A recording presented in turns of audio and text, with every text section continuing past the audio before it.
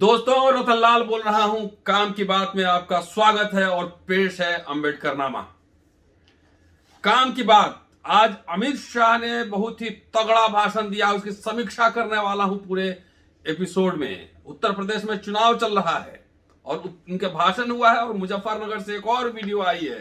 दोनों वीडियोस दिखाऊंगा, उसके बाद समीक्षा करूंगा। लेकिन उससे पहले एक जरूरी सूचना। अंबेडकरनामा को हैक कर लिया गया है, प्रोसेस में है। उसको रिट्रीव होने तक उस चुनौती को हमने स्वीकार किया। हारेगा नहीं, समझ रहे हैं बात? हारेंगे नहीं। 2 वीडियो चैनल हमने बनाए 2 दिन में ही।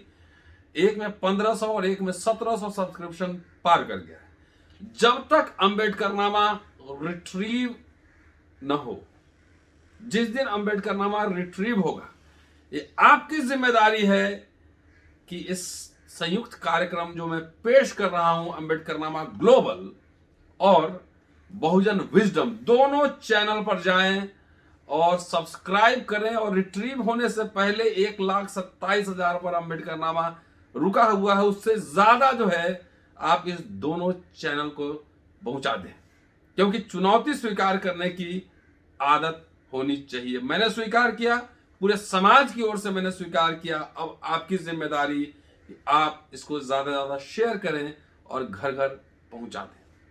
चलिए अब आता हूं। पहले सुनिए अमित शाह साहब का यह वीडियो। क्या शानदार भाषण दे रहे, जरा सुन लीजिए, इसके बाद समीक्षा करता हूं।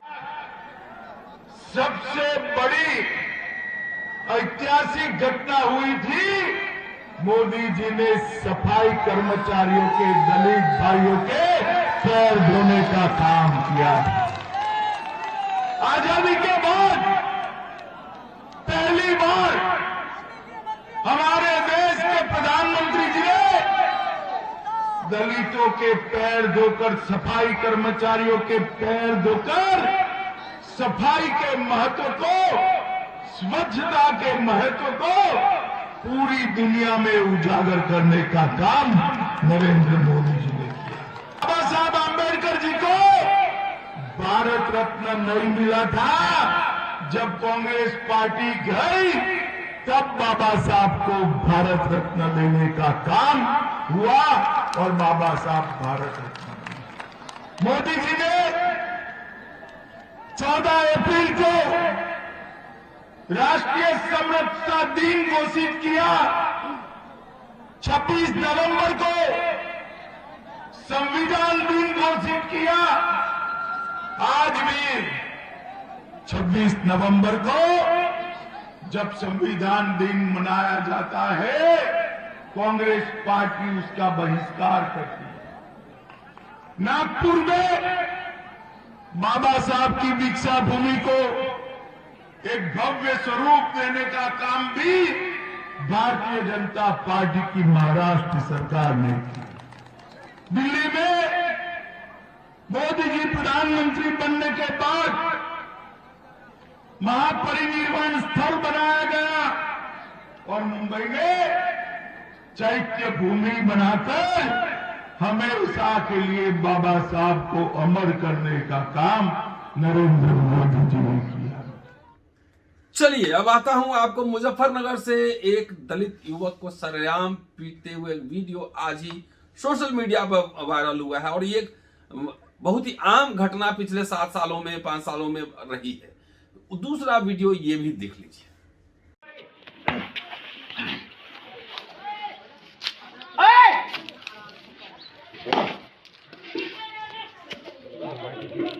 मारेगा मारेगा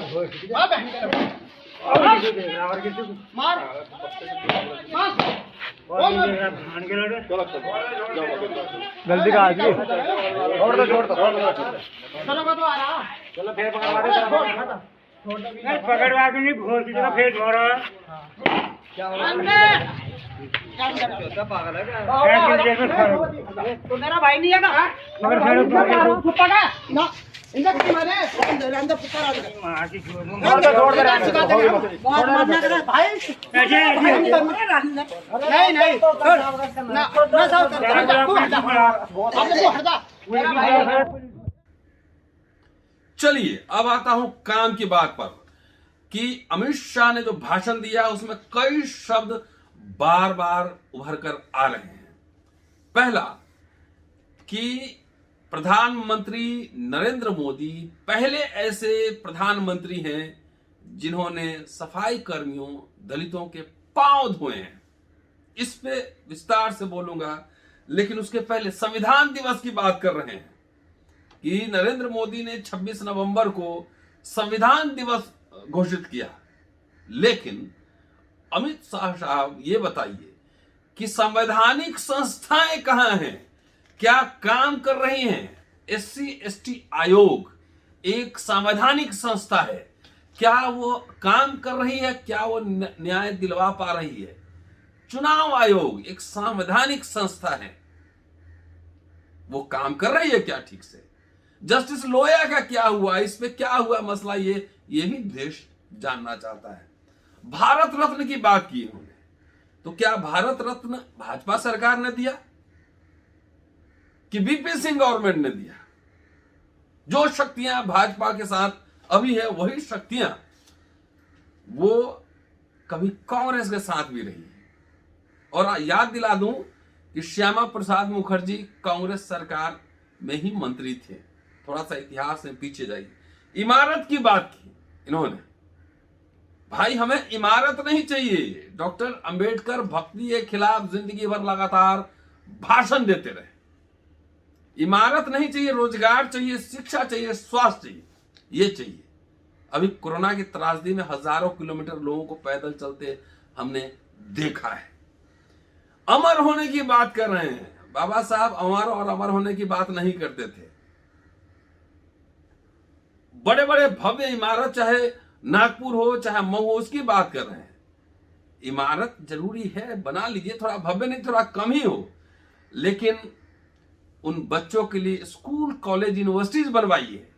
जियो यूनिवर्सिटी से काम नहीं चलेगा अमित शाह साहब।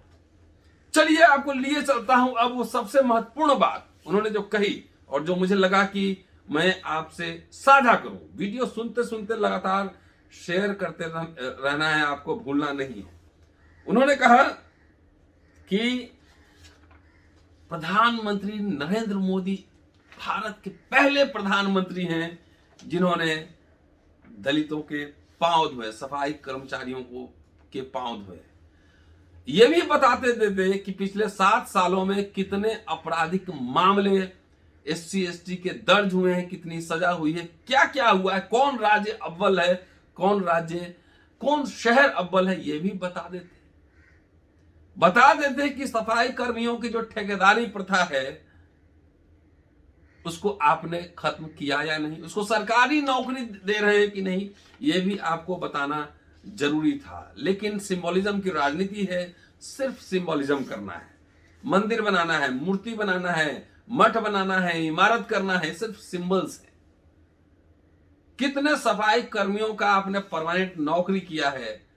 बाई चांसलर 4 बनवा दीजिए, मुझे एकदम खुशी होगी। हम अम्बेडकर नामा विशेष आपको आभार देते हुए वीडियो बनाएंगे अम्बेडकर नामा ग्लोबल पर और बहुजन विजडम पर, ये आपको तय करना हो। इसलिए दोस्तों, सिंबोलिज्म पर नहीं जाना है, रेट्रिक में नहीं फंसना है। ये बोलते कुछ और हैं और करते कुछ और हैं। बिहार का रहने वाला हूं, एक कहावत है बिहार में कि जो गले मिले बहुत प्यार से सावधान रहिएगा, पेट में भी दांत होता है। गले मिलेगा लेकिन दांत पेट में है, अंतरी आपकी निकाल लेगा, हाथ निकाल लेगा। अब चलिए एक महत्वपूर्ण आंकड़े की ओर लिए चलता हूं कि SC/ST के खिलाफ अपराध के क्या रिकॉर्ड है। 14 से लेकर 2020 तक 21 का आंकड़ा अभी अवेलेबल नहीं है। स्क्रीन पे आप देखते चलेंगे, वो आंकड़े आपके सामने दिखेंगे, आपको कितने आंकड़े। चलिए कि SC/ST के खिलाफ जो अपराध के आंकड़े हैं, ये मैं नहीं कह रहा हूं, ये नेशनल क्राइम रिकॉर्ड ब्यूरो जो भारत सरकार की संस्था है वह कह रही है। और ये रिपोर्टेड है, ये रिकॉर्डेड है। बहुत सारे केस रिकॉर्ड नहीं किए जाते हैं, दर्ज नहीं किए जाते हैं। दिल्ली में भी है बहुत सारे केसेस नहीं दर्ज किए जाते हैं। जो रिकॉर्डेड मामले हैं सिर्फ उसी की मैं बात करने जा रहा हूं। 2014 नरेंद्र मोदी प्रधानमंत्री बने थे, ऐसे लग रहा था वर्ल्ड टर्न अपसाइड डाउन। दुनिया में एकदम ऐसा राज्य आएगा भारत में कि एक ही घाट पर बाघ और बकरी पानी पिएगी, एक ही जगह घी की धारा बहेगी, उसमें ब्राह्मण और स्पिरिचुअल और शेड्यूल कास्ट बैकवर्ड सब वहां पानी पिएंगे, घी पिएंगे, ऐसा लग रहा था। अब देखिए क्या हो रहा है, क्राइम कैसे बढ़ रहा है SC/ST के खिलाफ। 2014 में SC के खिलाफ 40,401 मामले दर्ज किए गए, ST के खिलाफ 6,827 मामले दर्ज हुए। 15 SC के खिलाफ 38,670 और ST के खिलाफ 6,276। 16 SC के खिलाफ 40,801 और ST के खिलाफ 6,568। 17 SC के खिलाफ 43,203 और ST के खिलाफ 7125। 2018 SC के खिलाफ 42,793 और ST के खिलाफ 6,528। इसके अलावा ये 20 में इजाफा हुआ है। 20 अभी हाल की बात है, 21 का आंकड़ा अभी नहीं है, कि 2020 में 50,291 मामले दर्ज हुए और 2019 में 45,961 मामले दर्ज हुए, अर्थात 9.4% की बढ़ोतरी हुई 19 और 20 में। अब एक आंकड़ा सिर्फ मैं सैंपल के लिए दिखा रहा हूं। 17 में योगी सरकार उत्तर प्रदेश में आ चुकी थी, 14 में नरेंद्र मोदी प्रधानमंत्री बन गए थे। तो एक पुराना आंकड़ा ही आपको 2018 का मैं आपको दिखाता हूं कि क्या क्या हुआ, क्या कहां पे SC/ST के खिलाफ अपराध कहां बढ़े। अब आइए 2018 सबसे ज्यादा अपराध रिकॉर्ड किए गए उत्तर प्रदेश में 11,924, राइज 27.9%। ये 27 पूरे देश का जितना है उसमें 27.9% से उत्तर प्रदेश टॉप 5 राज्य दिखा रहा हूं। हमारे ही बगल में मेरा राज्य बिहार, वहां भी डबल इंजन की सरकार है, वहां दर्ज हुए 7,061, मतलब टोटल अपराध का 16.5%। मध्य प्रदेश बीजेपी की सरकार है, वहां दर्ज हुआ 4,753, 11.1%। राजस्थान कांग्रेस की सरकार है, 4,607, 10.8। महाराष्ट्र कांग्रेस और एनसीपी तमाम मिलीजुली सरकार है, 1974, 4.6। ये है 18 के आंकड़े हैं। उस समय योगी सरकार थी और मोदी सरकार थी, दोनों थी। अब आइए 2018 का ST के खिलाफ सबसे ज्यादा अपराध कहां हुआ। मध्य प्रदेश बीजेपी की सरकार है, 28 वहां पे हुआ 1868, मतलब साल भर का जो क्राइम हुआ उसका 28.6%। राजस्थान 1095, 16.8%। छत्तीसगढ़ 388, 5.9%। आंध्र प्रदेश 330, 5.1%। गुजरात 311, 4.8%। बहुत सारे केस रिपोर्टेड नहीं होते, लीला समझिए, खेला, ये खाली रिपोर्टेड मैं बता रहा हूं। तब भी अब SC/ST के खिलाफ जो है 2018 में रेप के मामले, मर्डर के मामले कितने दर्ज हुए जो संगीन अपराध हैं, तो उसको दिखाता हूं। रेप के SC 2957, ST 1013, मतलब 4000। Murder SC 821, ST 177, attempt to murder, murder की कोशिश, SC के खिलाफ 806, ST के खिलाफ 158। सेक्सुअल हैरेसमेंट SC के खिलाफ 761, 761 और ST के खिलाफ 187। Kidnapping 944, SC 116, ST। ये मामला है 2018 में, ये जो मामले हुए थे। अब सबसे ज्यादा किस शहर में अपराध है?